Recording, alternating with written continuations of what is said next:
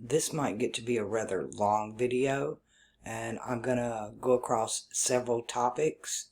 I've had a pretty rough week. I will talk about that at the end of the video. And I will also do an astro update, where we're at, what we can expect, and the upcoming days. Matt, Quantum of Conscience, or Conscience, uploaded a video this morning on how consciousness likely shapes the real world, or our reality, what we're all having to deal with right now. And it immediately hit me some things I learned in the old alchemy books, and that is about duality and how it is forever trying to balance itself, so that if you bring, when darkness comes into being, light automatically comes into being. It balances. You create one thing, its opposite is already manifesting somewhere else. And that seems to be the dilemma with manifestation when you're talking about duality, which has been my whole point to begin with. You either find yourself on one pillar or the other. You're either in the darkness or you're in the light. It's necessary that we find that middle pillar. Now, that in itself is quite a journey or an adventure, experience to say the least. It's not easily done.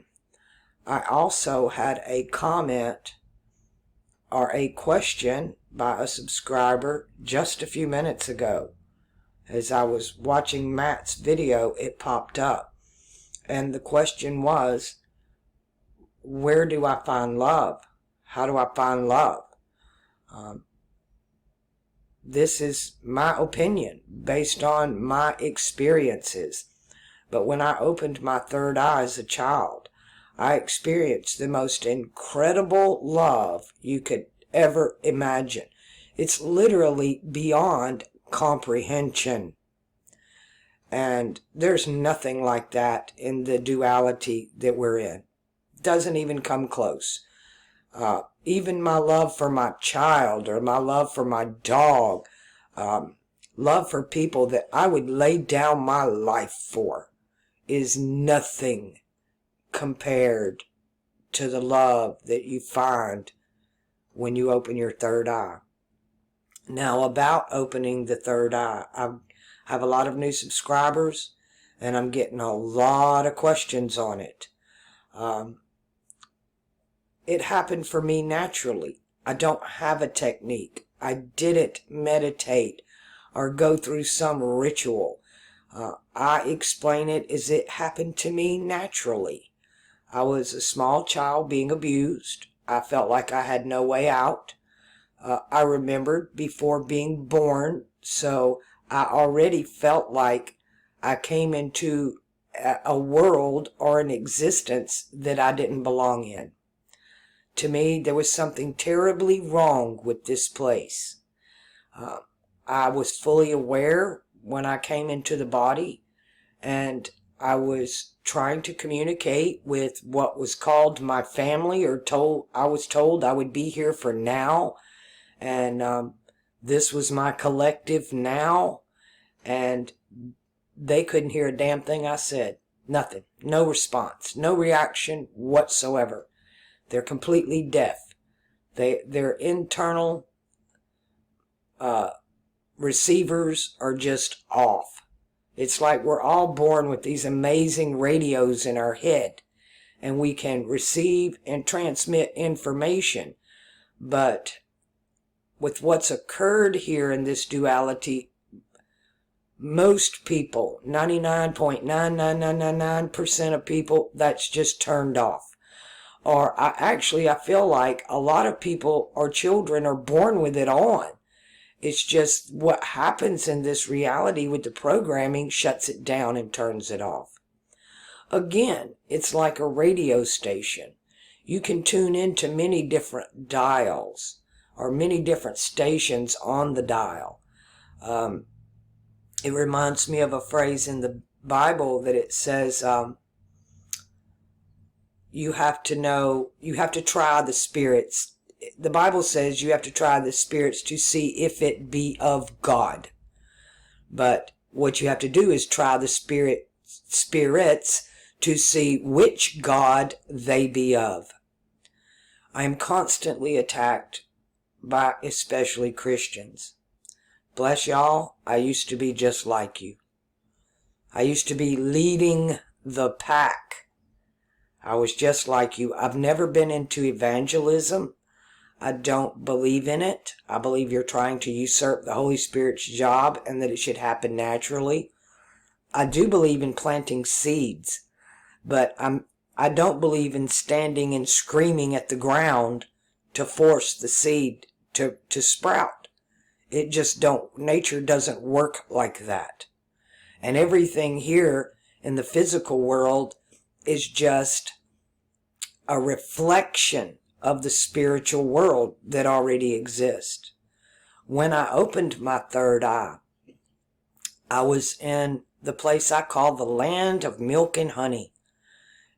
This being, my higher self I was with, just emanated this liquid, golden, honey, yellow, gold, white light of just pure love. And in a way, it's been a blessing. But in another way, it's been a big curse, because it's hard to interact with people and you've experienced this type of love.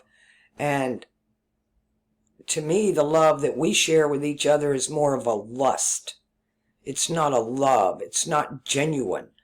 The butterflies in the stomach and all these reactions that we get, that's all hormonal to me. It's not the same as what I experienced when I opened my third eye. So it makes it difficult having relationships.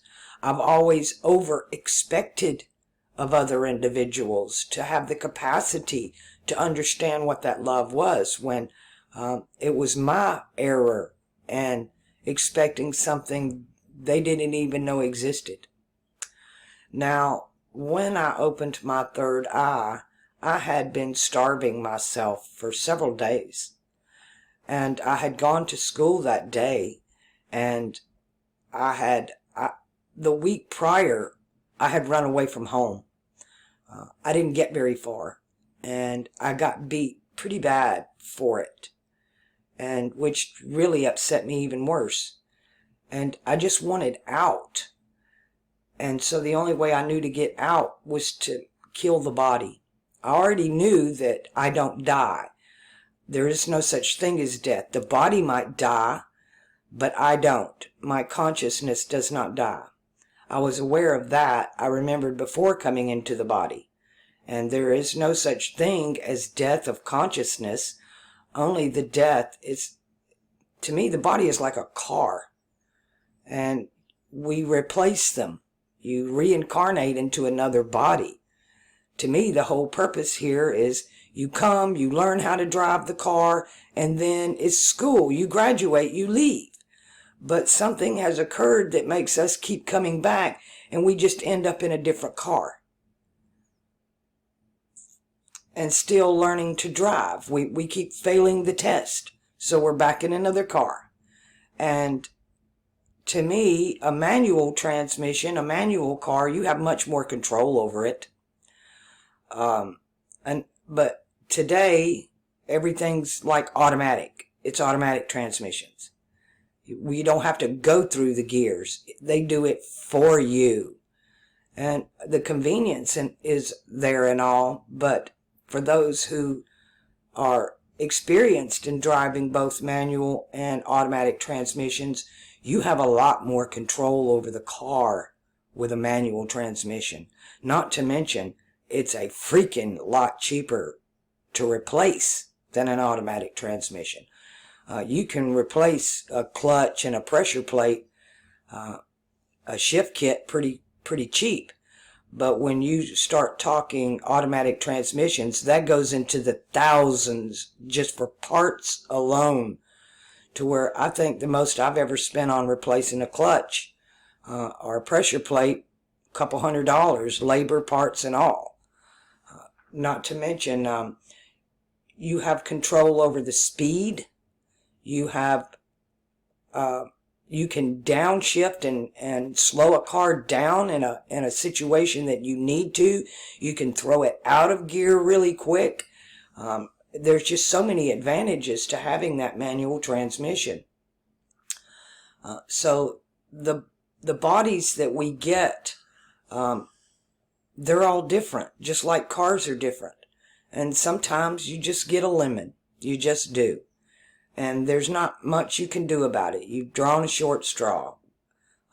Live and learn, right? We're here to learn. That's the only purpose for this place to me, is to learn a lesson. Now, about duality again, and trying to manifest, and what they're doing to us with media. First, I'd like to talk about the word media. It's actually 2 words with 3 vowels. It has 2 consonants and 3 vowels.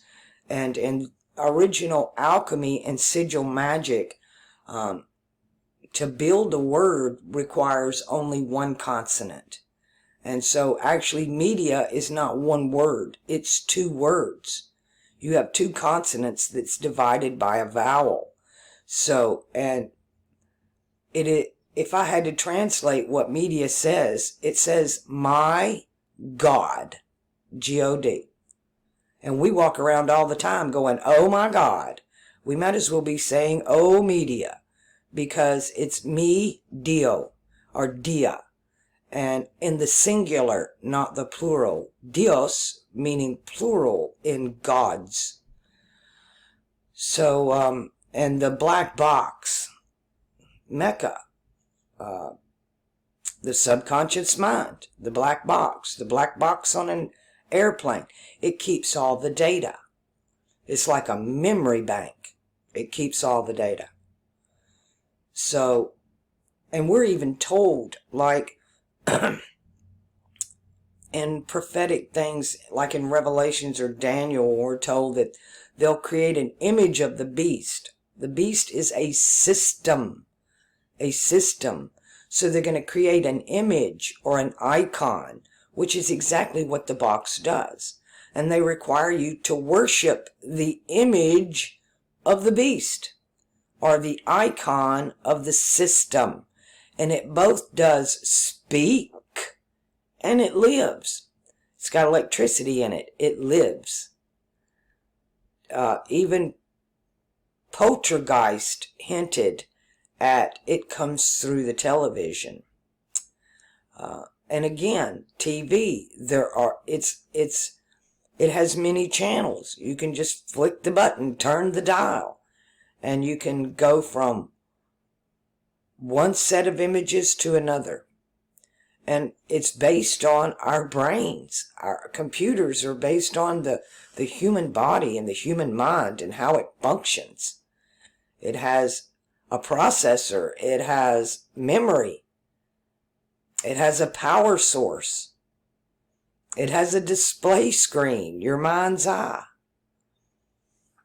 It's everything in the reality that we're having to experience it's like a photocopy or a reflection of a spiritual world that exists all around us. Again, when I opened my third eye and I'm standing in that land of milk and honey, I'm still in that cotton field. Everything around me is still the same. It was the same cotton field, not a different one. It was just at a different frequency. And when I was there, it was quite obvious that the cotton had as much consciousness or life in it as everything else did. Everything was glowing with this, emanating this light, this magical light of love was just flowing in and out and through everything. So I completely understand things like the Gospel of Thomas that says the kingdom is within you and it's all around you. Indeed it is. The question is, how do we access that? I don't have the answer to that. I think there are many different ways to access it, just like we have many different ways of accessing media, right? You need an interface. Again, to me, it happened naturally. I wasn't trying to do it. But what happened to me is also what I read a lot in the Hermetic texts of how to achieve this. But at the same time, I also understand you have to be in a particular mindset or frequency, because you don't know what channel you're going to land on, right? You could turn on a porno channel, you could turn on a horror movie, you could turn on Singing in the Rain. You just never know what you're going to get with these Hermetic techniques. Now, again, I had been starving myself for several days. And when I had went to school that day, I had went to the teacher to ask to go to the bathroom. Well, the girl in front of me asked to go to the bathroom, and the teacher told her very bluntly, "No, go sit down." So when I heard that, I just turned around and went and sat down too. If she got told no, I was going to be told no as well. So I sat there and held it for as long as I could. And I didn't make it. I peed in my desk. And when recess came, all of the other kids got up and walked out, and I just sat there in a puddle. And the teacher asked me why I didn't ask to go to the bathroom. And I told her, "You told so-and-so she couldn't go. So, in my house, that's how it worked. One's told no, it's all no." And she explained to me that the other girl asked to go to the bathroom every 5 minutes. That if I needed to go, I should ask. Well, it's too late now. I already smell like pee. I'm completely humiliated. The class is laughing at me. Now I've got to get on the bus and ride home with pissy clothes, walk a quarter of a mile down a gravel road, and when I got in the door, I was immediately attacked again. And I just had enough. The verbal abuse at my home was just off the charts. But this came from a nanny that I was having a lot of problems with anyway. She was one of the big problems. So I decided that was it. I'd had enough. So there's a point of the body being weakened. When you are weak, I am strong. That is a phrase from Thalem himself. When you are weak, the spirit within you is strong. So I'd had enough. I just had enough. Didn't want to be here anymore. And so I decided to go out in the cotton field, and I was just going to fling myself down on the ground, and when they started looking for me, I could just crawl over a few rows, and they'd never find me until my body was gone. I'd already been starving for days. I hadn't eaten anything. No food whatsoever. And nobody around me noticed. Nobody cared about me enough to even notice I wasn't eating or drinking anything. I was mourning. I was grieving like I've never grieved before. I've had a shit life, but I've never grieved that hard as I did that day. And I had just made the decision. Enough was enough. I wanted out. So when I walked down this cotton row and decided that was the spot, I flung myself prostrate, face down in the dirt, with my hands over my head, just stretched out, elongated. This also seems to be a technique to open the third eye, is position. The body has to be at a particular state. The mind has to be at a particular state, and the will. It takes these three things. At least it did for me. And as soon as I hit that dirt, I let out as I was going down to the ground, I let out this moan or this groan, and just and just threw myself down. There were no words. It was just this, what I call the groaning of the Holy Spirit. When the Holy Spirit speaks, it doesn't come in words. It comes in emotion and feeling. So I threw myself face down in the dirt, and I wasn't there a couple of seconds, and I heard a voice, and it came from right behind my right ear. And it said to me, if you don't want the life you were given, I'll take it. And I was like, you can have it. Now immediately, this you can have it, I didn't speak with my mouth. For the first time, I was speaking to another being besides animals telepathically. It was all telepathic. I didn't use my vocal cords. I used my inner abilities and to communicate, which seemed quite natural to me, the way it's supposed to be. Again, I think we're all born with the right equipment. It's just been never turned on, and the programming is there to keep it turned off.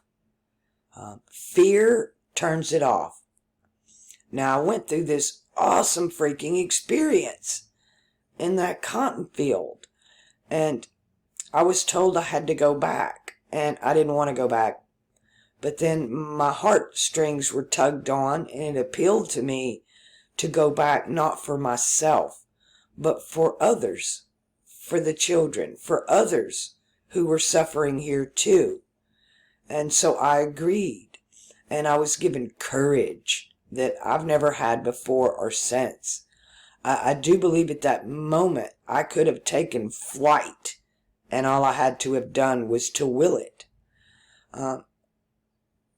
I knew that I could literally at that moment walk through walls or tell mountains to just move and be cast into the sea, and they would have done it.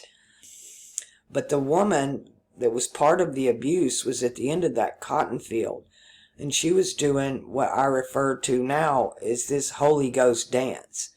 She was flinging her body around in her arms and just flaying around all over the place and screaming and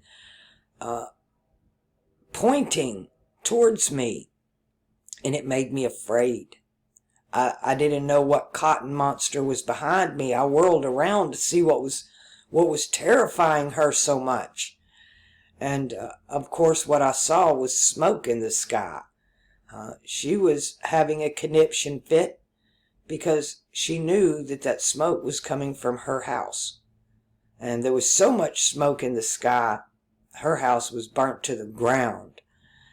But it was the fear. Immediately, when that adrenaline hit my body, it shut it down. There was no more courage. There was no more land of milk and honey. It was all gone in an instant. So that's why I'm so adamant about rejecting fear, fear porn, and even sexual stimulus, because it's keeping you in the lower chakras. And what is occurred to me, 1, in the heart, 2, in the throat chakra with the groaning, and then the crown chakra automatically opened. My heart was broken. I groaned with my throat chakra from the depths of my being, from my stomach all the way up, and it came out my mouth, and just this, and it was with everything I had. And then face down I went, and boom, my third eye immediately opened. I wasn't aware at the time of what that was, but it was the most incredible experience I've ever had. I don't wish anyone to have to experience what I did to get to that point. The abuse was, I'm sure that many others have been abused far worse than I was. I did have a roof over my head, and I did have clothes, and others don't have that. There are many, many people that don't have a lot of what I had. But I think it had a lot to do with the state my body was in and the state my heart/mind was in. And that I didn't want to be here anymore. And then the groaning, and then the positioning of the body being in that face down position to open it. So it's hard to be on that middle pillar. It's hard to not be caught up in the duality of this world. And at the same time, I don't know how to reconcile the fact on what do we do? What do we need to do? I know what we need to not do. A lot more than what I need to do. The process of elimination starts with what we don't do. And you don't do fear. And you don't do anxiety. And you don't do sex. Or anything that shoves you into the lower chakras. That's prerequisite 1. You're not going to get anywhere until you've conquered your emotions, your desires, your sexual appetite, anything lower chakra. You have to shut it down. And as a child, my mother was such a strict disciplinarian. I wasn't allowed to express emotion. I wasn't allowed to cry. I wasn't allowed to argue or speak. If you spoke and questioned anything, you got slapped in the mouth. So I learned very, very young how to not show emotion and to control my tongue. It was beat into me. You either did it or you got beat. You've had a bad day. As a matter of fact, one bad day usually lasted several days. There wasn't just one bad day. If you messed up one time, the punishment went on for days. It was thrown in your face every day, and there was no redemption from it whatsoever. So I learned real quickly to shut it down. You don't cry, you don't laugh, you don't do anything. You just shut it down. You definitely don't question or reply. So control your emotions, control your tongue. The tongue is, to me, the tongue is like a witness. What comes out your mouth is what's going on in your heart and your mind. It tells me, a lot of your comments tell me exactly what chakras are controlling you with just your comments. And you can tell, is it Mars, emotion, Venus, the heart, Mercury, your logic and intelligence, your mind, your programming. It's easy for me, just from a comment, to see where somebody's coming from. To what gods, right? What chakra is what god? Again, there's that. Try the spirits to see which god they be of, which chakra they be of. What are they evoking or invoking? And I've done the videos in the past about the difference between the gods, especially Christians. People who follow religious books have been so deluded. I know, I used to be one of them. Thirsty. But there are many gods. The way it's laid out to us, basically, there are 7.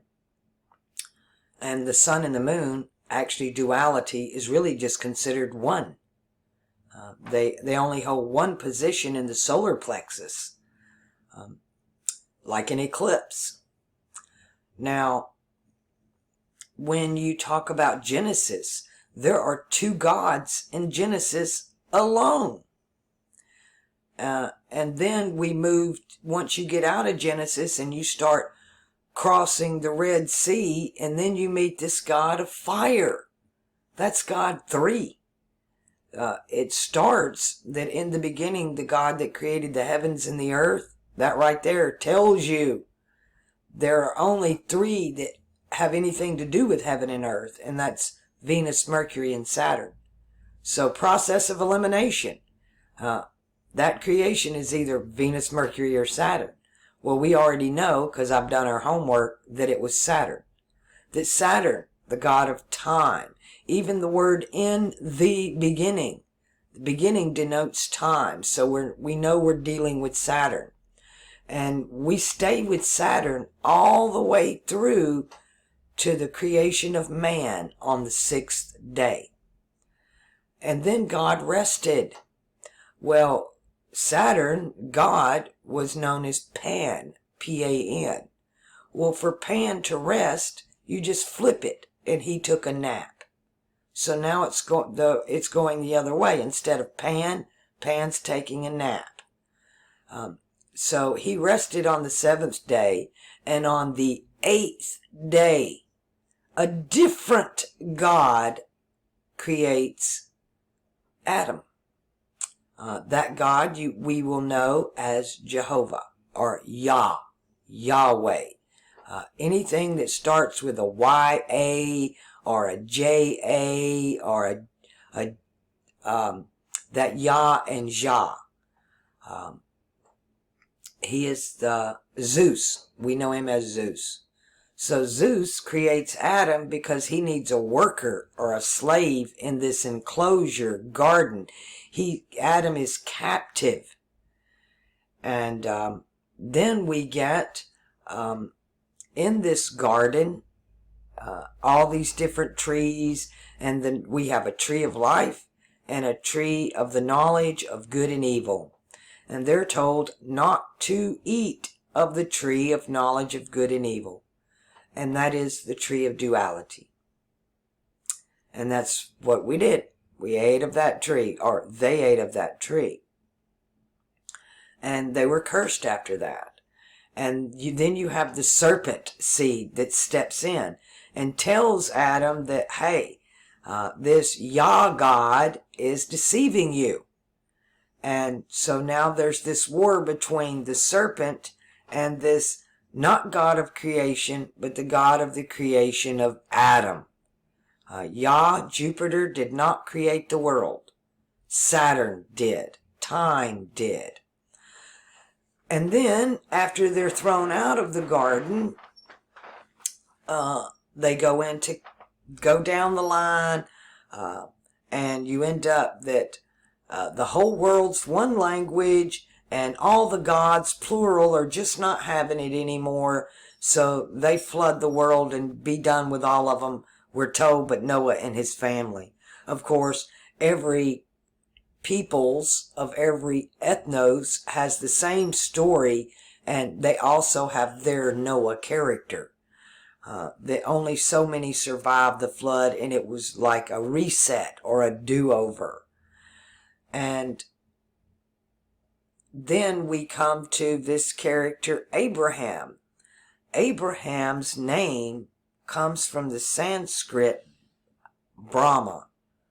It comes into the Arabic as Ibrim, and then the H was added later. But you're dealing with a solar deity at this point. Brahma was the solar deity, representing the sun. Well, when you talk about the sun, or the moon for that matter, both of them are on the same axis with Saturn. Saturn opposes the sun in Aquarius, and Saturn opposes the moon in Capricorn. And in that day, we'll have no need of the sun or the moon, for I am with you. That's Saturn speaking. This god of fire of the Old Testament is none other than Molech, straight up. That's how you're going to know him today. I am that I am is just a motto of Aries. The motto of Taurus was I will. The motto of Aries is I am. The motto of Pisces is I believe. And the motto of Aquarius is I know. So we're moving from this I believe to this I know, from one world to another. And we're kind of in the middle of that. That in itself is like a duality. But it's hard. Let me continue with the gods before I digress any further. So we start going through the prophets and the Psalms and the books of David and Solomon. And then you have the scribes wrote, which are like 1st and 2nd Kings and 1st and 2nd Chronicles. And all of these are just written by scribes to keep an account of what's going on. But the god of the burning bush is none other than Mars. It's a god of war, a god of action, a god of emotion, jealousy. He's a jealous god right off the bat. He's telling you he's jealous. That's emotion. That's Mars. That's Mars in Aries. And it's cardinal fire. And it either purifies you or burns you to the ground.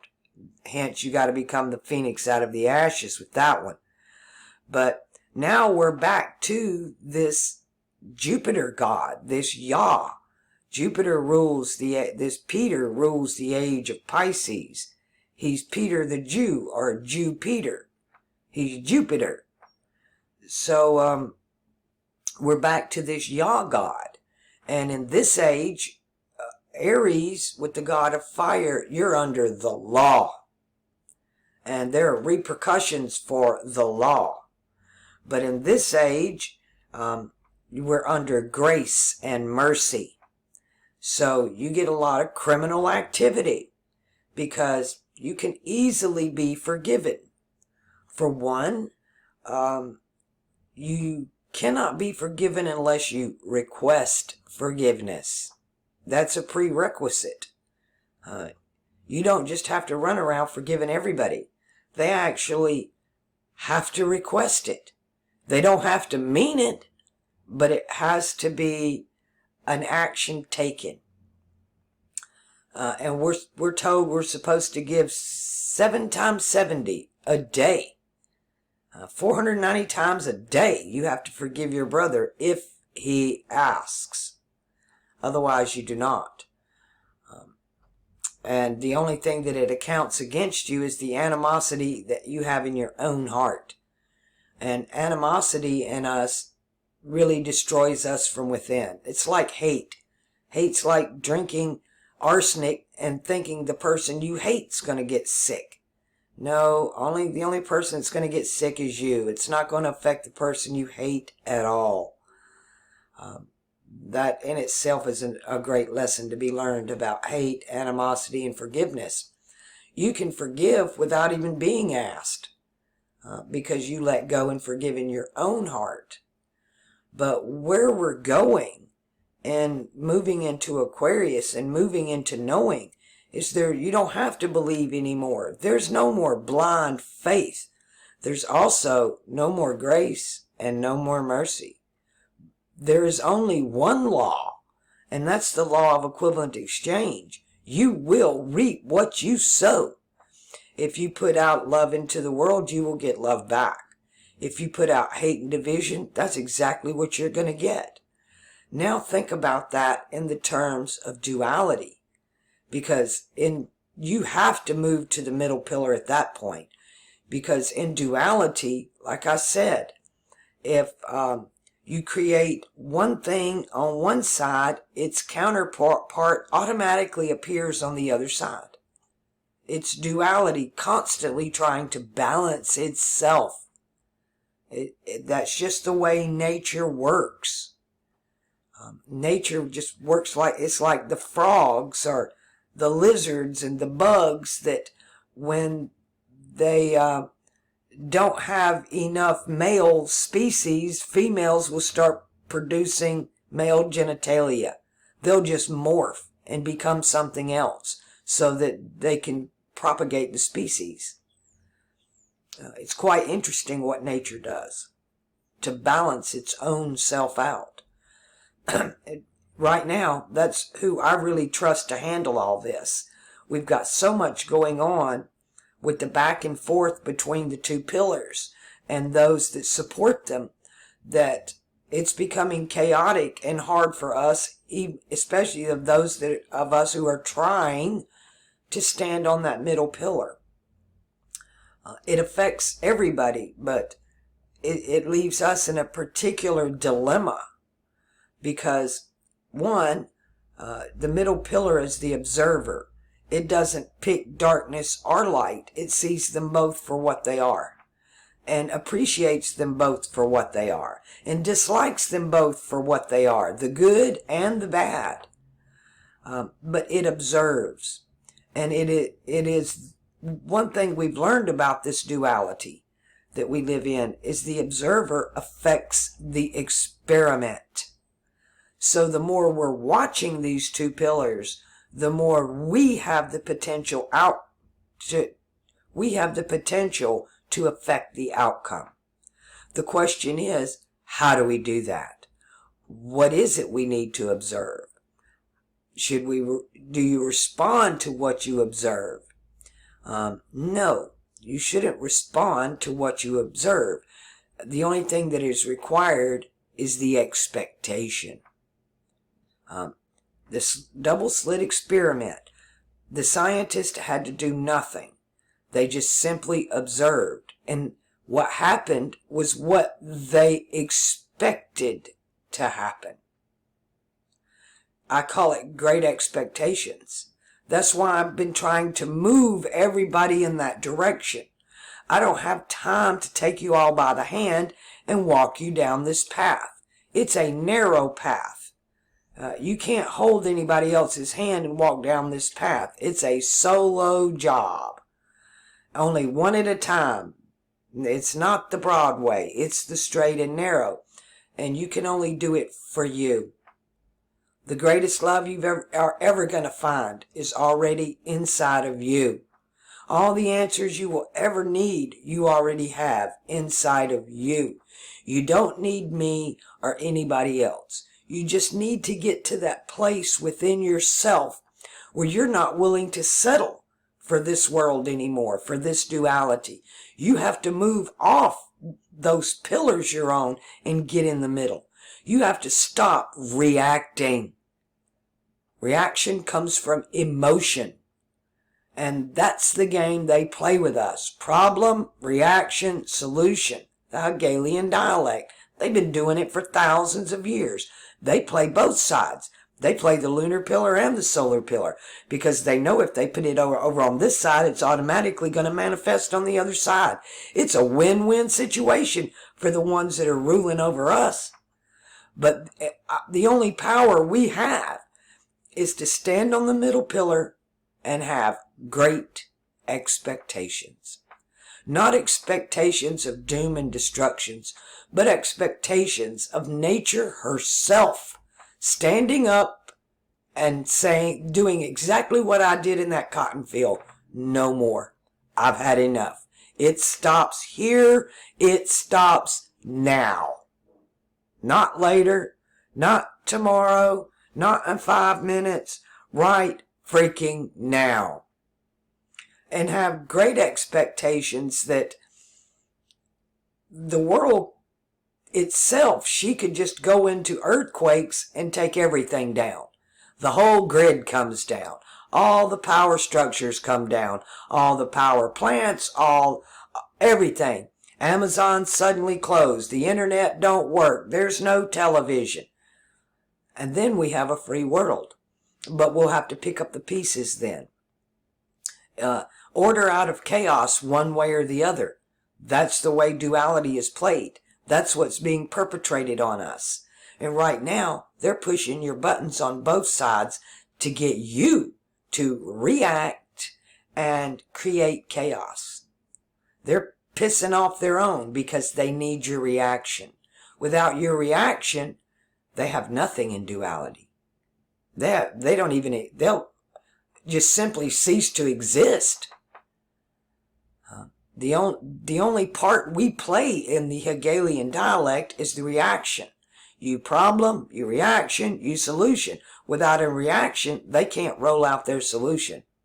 So it bounces back to them, and then they're the ones with the problem. You just turn it right back on them. Staying in a positive mindset. And I don't even want to call it hope, because it's not hope. Hope comes from a place of hopelessness. Without hope, it's part of that duality the hope and the hopelessness. You can either have one or the other.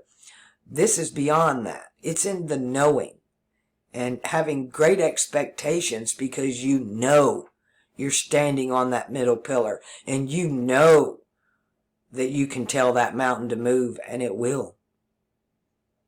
And it's kind of a waiting game with what's going on. Being the observer, you just wait and you watch.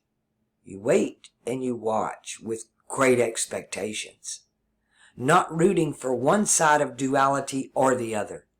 Not hoping for light and fearing the darkness. None of that's going to work.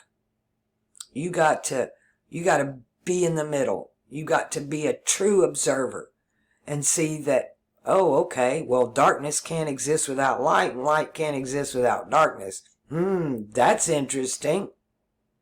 But when you walk in the land of milk and honey, there is no darkness. There's no shadow. It's a totally different frequency, but it exists all around us right now. The kingdom is now. It always was, it always is, and it always will be. It's just our ability to access it. Our ability to tap into that energy, that frequency, that construct. Because I know we're all getting tired of being in the duality, watching the chaos. And so many people are affected emotionally, which is the reaction part, which is exactly what they want you to do, is to react. So you don't react. You do nothing. You do nothing. You only feel and expect.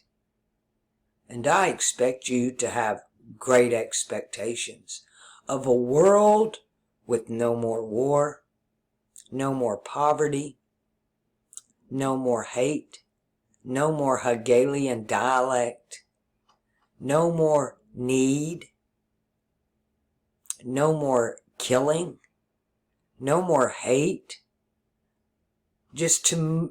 We can create whatever we want here. Now, creation itself varies. Like right now, we're facing this Saturn-Jupiter conjunction, and it's going to be a manifestation from the collective subconscious.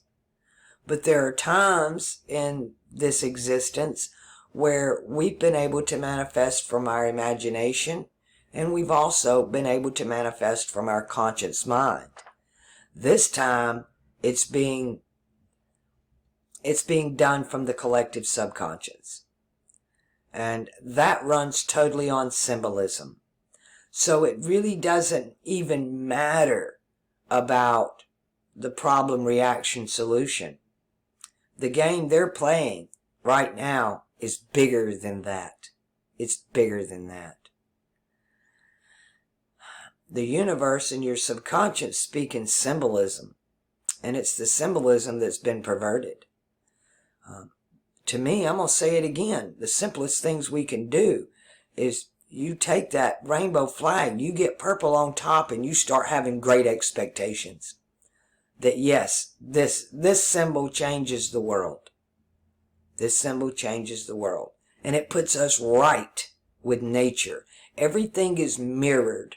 When the sun, say you're looking at the sun on the ocean, and the sun is setting on the ocean, and you see the ball of the sun, but on still water, you see the ball of the reflection of the sun in the water.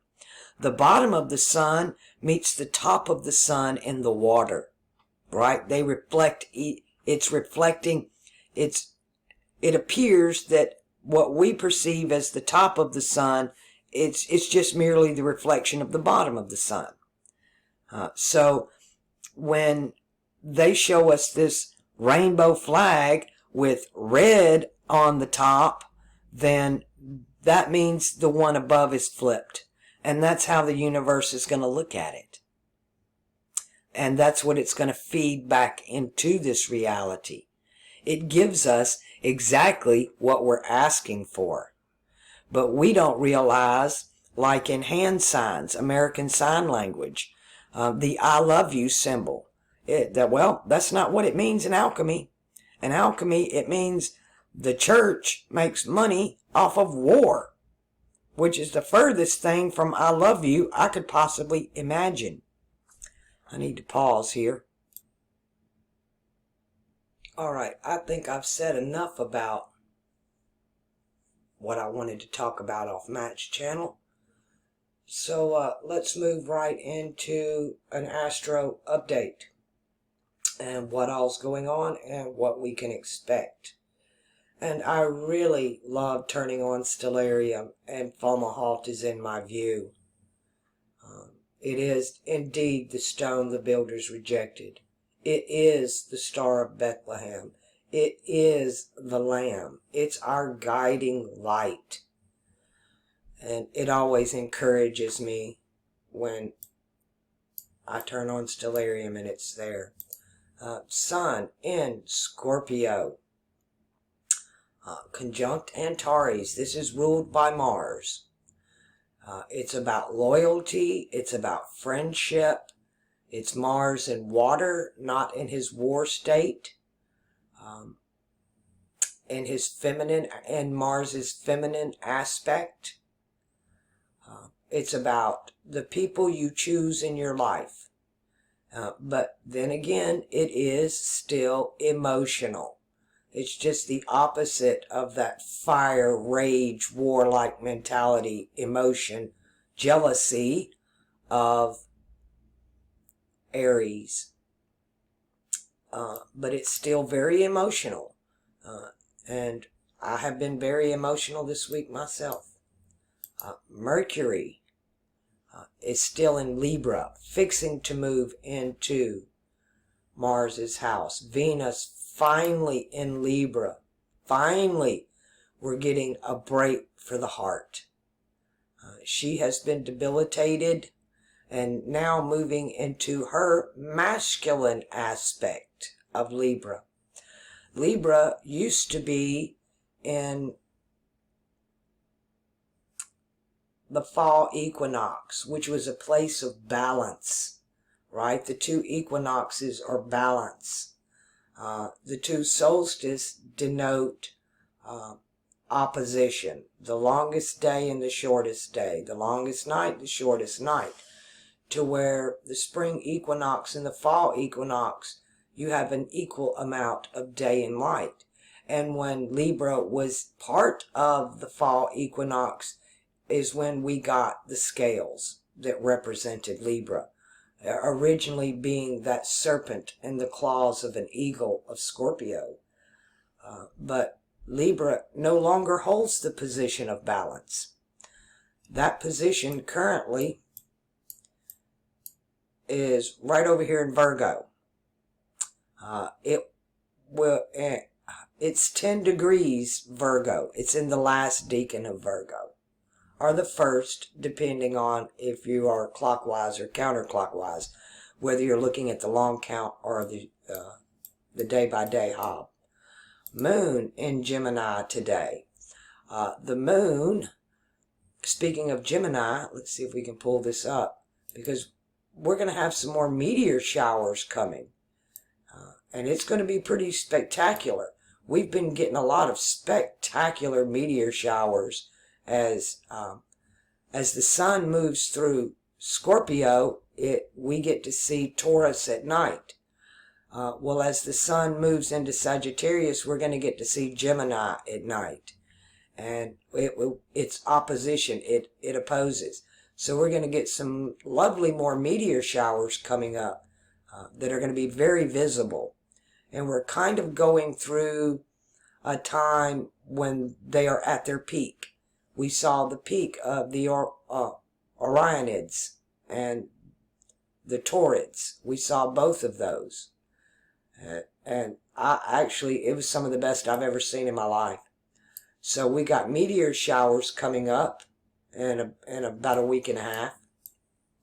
Uranus, the conscious mind, in the house of purification. You couldn't ask for a better time to walk away from that fear. Walk away from fear porn. Walk away from sexual pornography. This is a time to purify your conscious mind. I can't stress how important it is that what goes into your mind, it embeds itself in your memory and your consciousness, and that's the only thing you take with you when you leave here, are all of your memories. I actually envy people who have selective memory and then can just delete these horrible events that have happened to them or block them out. But unfortunately, when you die, all those memories come flooding back. In Technicolor even. So store up your treasures in heaven is making good memories. What you feed your mind is far more important than what you feed your body. So it's like soul food. Soul food. Feed your mind good soul food. Now's the time. Poor Mars, still in Pisces, still emotionally unstable. At least he's no longer retrograde. We got relief from that. But the big one, we are now 19 days from the Saturn-Jupiter conjunction that's going to determine what happens to us individually and collectively for the next 20 freaking years, 2 decades. That's like the time between 9/11 and now, right? That 20-year marker. And they always make a big to-do about these Saturn-Jupiter conjunctions, and they're always throwing up the hype and getting everybody on one pillar or the other. But like I've said, be the observer. Clean up your mind. Have great expectations. And you'll do well for yourself. We can't... the ones really manifesting, that are going to begin manifesting, your time of visitation are those with Pluto and Virgo. Your time starts on the winter solstice. The baton passes off to those with Pluto in fire and moves to those with Pluto in an earth sign. So it's truly your subconscious. And the only thing you can do to alter that is imagery. It's all about the symbols. And I know y'all are tired of me talking about it. I'm tired of talking about it. I want it to be done with. I can only do for me. I've done my bidding. My time was Pluto in fire. Well, Pluto's been in fire. And I've been doing the ideology, breaking away from the old so that the new can manifest. I've been doing my job. I've been doing my homework. I've been telling you all. But now the baton passes off. And I myself, I can't wait, because this has been a heavy burden on me. I'm really glad that my part's fixing to be over, that I'm facing my second Saturn return, and my testing time is coming to an end, and I couldn't be more grateful, because it's been a rough, basically 60 years when you look at your second Saturn return. Depending on retrogrades, right before you turn 60, you're going to hit your second Saturn return. And yeah, I'm ready. I'm ready to retire, so to speak, which is a funny word. You retire, you get a new circle, right? You get a new circle. And indeed you do. Every time you have a Saturn return, you have new things to look forward to. It's almost like a new destiny or a new journey or a new experience. You're first, when you're born, wherever your Saturn is, that's your lesson. And your first Saturn return, wherever your Neptune is your purpose, or what you have to expect. Neptune's that go-between, that unique planet that speaks both symbolism and language. It's the imagination. It's where all of manifestation begins, is with an idea or a thought. And then you connect it to either emotion, Mars, your heart, Venus. And these are the gods. These are the gods. But the powers that be, they want you to watch the black box. They want you to watch the media, the me-god, the media, that doth both speak and it tells lies. They have their agenda. They want to remain in power. And they, who are they? They're Jupiterians. Jupiter rules empire and the establishment. Need I say more? That's Yah and all his business in his house. Jupiter rules all things in the physical world. Saturn rules over all things in the spiritual world. Saturn's the one who gives the breath of life. Jupiter just wants to control it.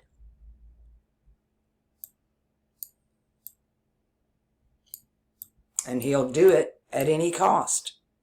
Jupiter rules ideology and philosophy for the atheists right here, and he rules religion for the other half over here.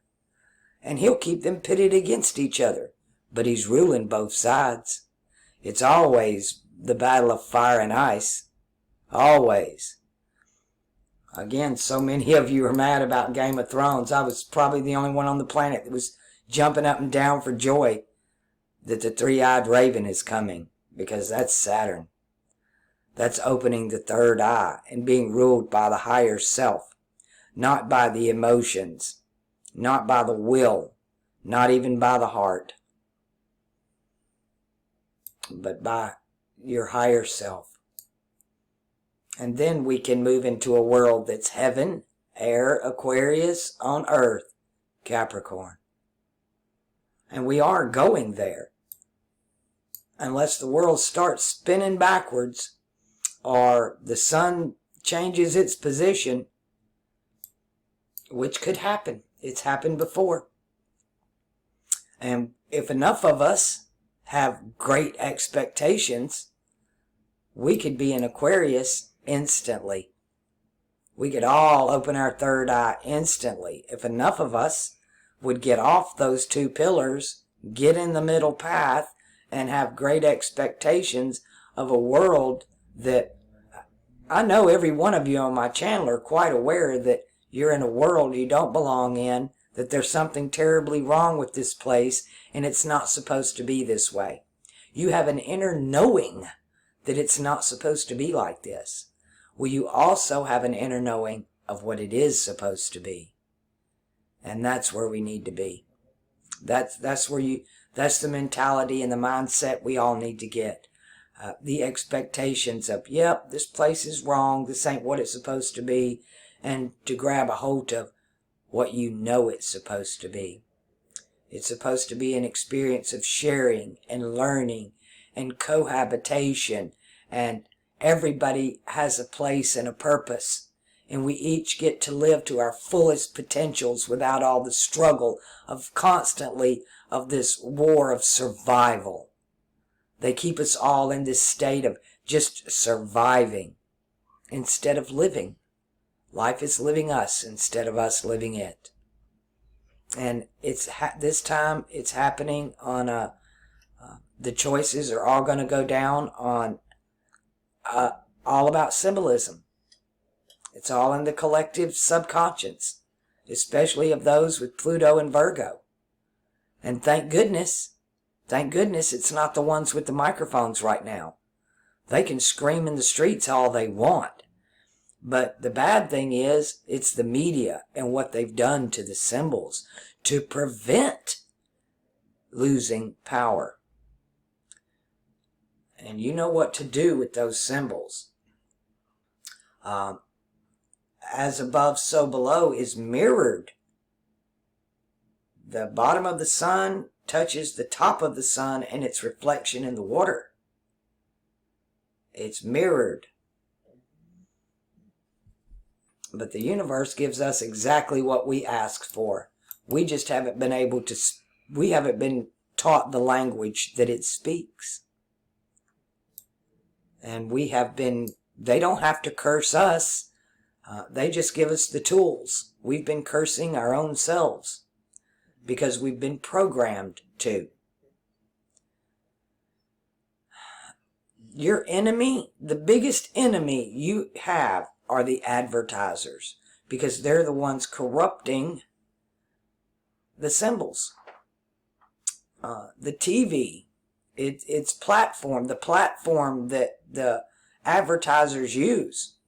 YouTube was great till the advertisers showed up, and look what's happened. Another one of those, the abomination that maketh desolate. Everything it touches, it destroys. Products are awesome till the advertisers get involved, and then it becomes about the money. So you get less quality with a higher price, because now they have to advertise. Yeah, better to stay with the mom and pop shop.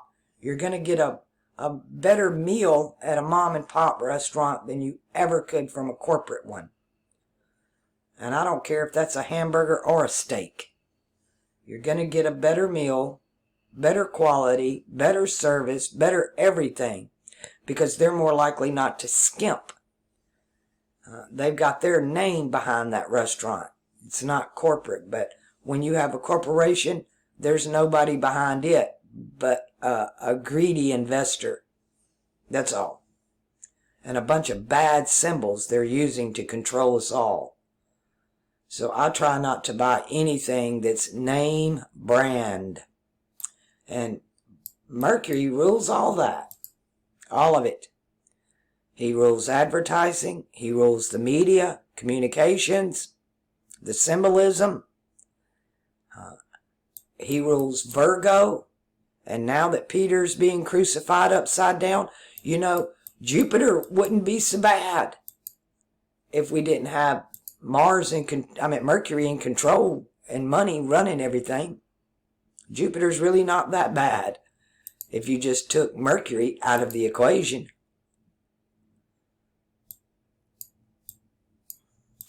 But it is what it is. This is where we happen to be in the scheme of things right now. We're at a particular time in a particular place. And it's all fixing to be make or break for all of us.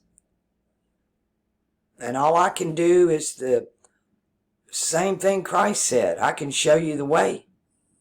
But it's up to you to do it. I can help what I can, which is not much, really. All I can do is advise you and direct you, really.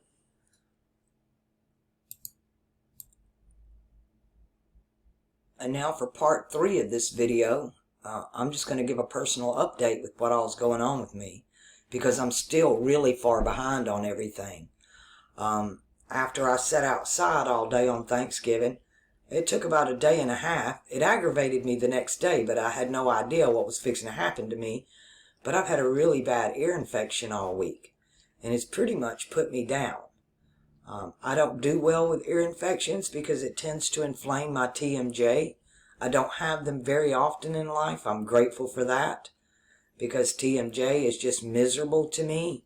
Once my jaw locks, it can take months of therapy to get it back open, and it's quite painful, and you go through, wow, you can't eat, you can't sleep, and before long you just start losing your mind. And I don't want to go through that. So I dealt with it. I tried a bunch of home remedies, and I couldn't get anywhere. It was just getting worse. So I finally just went to urgent care, and they gave me some drops to put in it, and I feel a lot better today. I actually feel functional. Kelly has not had a good week either. She's had pretty violent seizures almost daily now. But it has been a great... I've gotten a lot done. A lot's been done around here.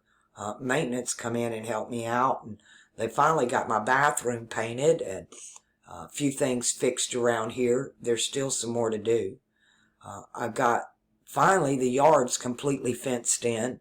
So now all I got to do is open the door and let her out. No more leash, no more harness. It took her a couple days to realize she didn't even have the harness on, to where she could just go out and frolic around the yard. It's a pretty big yard. She absolutely loves it. She loves just being able to lay outside. And so all that's done, great for her. And it couldn't have happened at a better time. But she and I both have had a pretty hard week here. A lot of pain and suffering. And you know, knowing all this didn't make my life any easier per se, learning all of this information. But it didn't make the circumstances any easier. But it made my acceptance of it and being here and how to deal with it easier. It helps me to just understand why something is. I used to have a fit in school about you're teaching me something, but I can't fully understand it until I know why. Giving me the answer simply doesn't help me. I can become quite obsessive about it. But once you know why, then it just seems to make it easier to deal with. It lightens the load quite a bit. It doesn't take the load away. It just makes it easier to carry. The why, the knowing. The knowing helps so much. At least it did for me, and I hope it does for you too. You know, when I do someone's chart and they feed back, knowing it doesn't change your circumstances at all.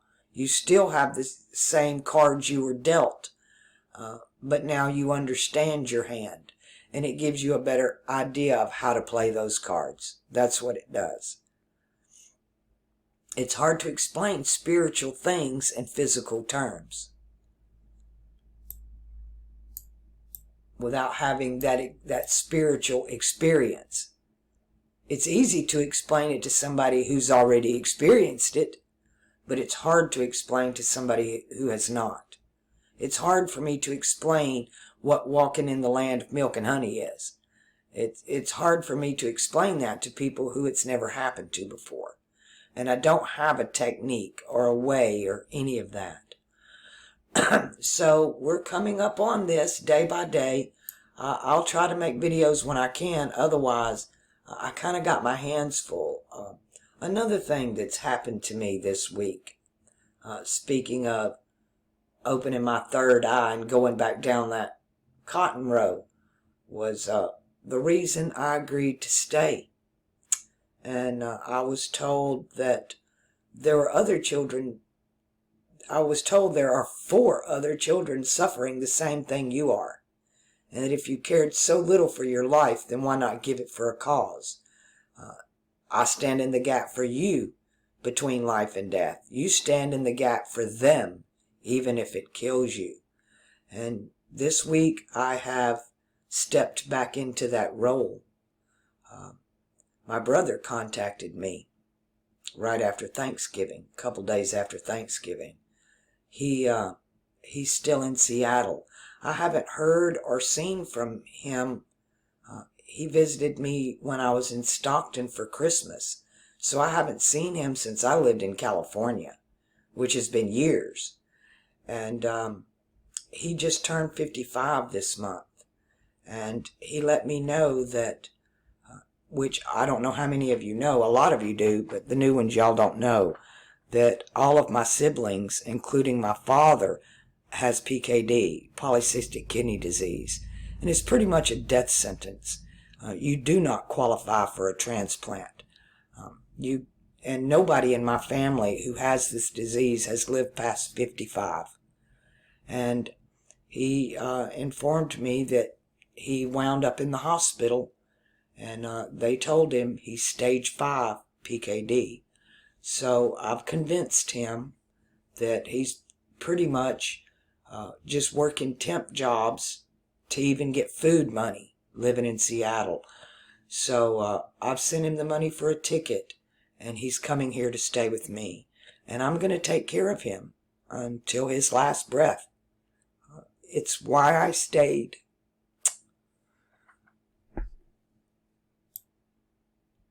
My brother is not a spiritual person. He went down that path younger in life, and he became very upset about it. And now he's a full-blown atheist. He has the kind of mentality that if there is a God, he's pissed as hell. And I kind of get that from a lot of people who have become disillusioned with Christianity, or any religion for that matter. You can go from one extreme to another. You're just moving from one pillar to another. You're just moving from Jupiter's house of religion to Jupiter's house of ideology. That's all you're doing. It's still the same God. Isn't that crazy? It's still the same God. The God of atheism is the same God as the God of religion. Chew on that one for a minute.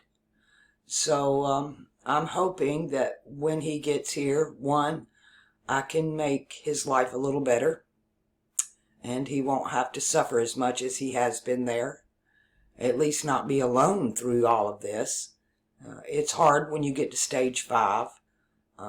You can become delusional. Your blood, when your kidneys don't work, your blood starts toxizing your body, and you can literally lose your mind. I used to sit and watch my dad. He would just sit and laugh. You'll start being diagnosed as schizophrenic because your blood's not clean. And so your brain and your organs don't function properly. And there's not really anything you can do about it. Nothing. I watched them just medicate my dad to death. Just medicate him out of it.